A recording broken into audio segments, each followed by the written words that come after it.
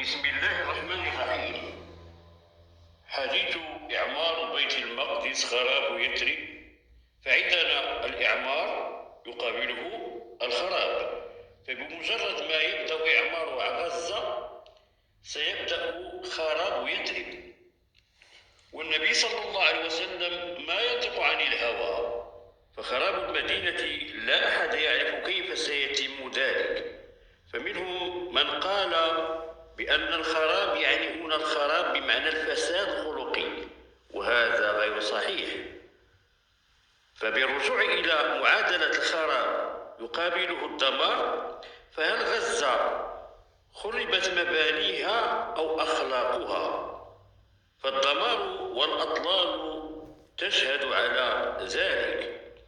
وطبعا خراب يثرب له علاقة بالحج، وله علاقة باقتتال الأمراء الثلاث، هذا والله أعلم.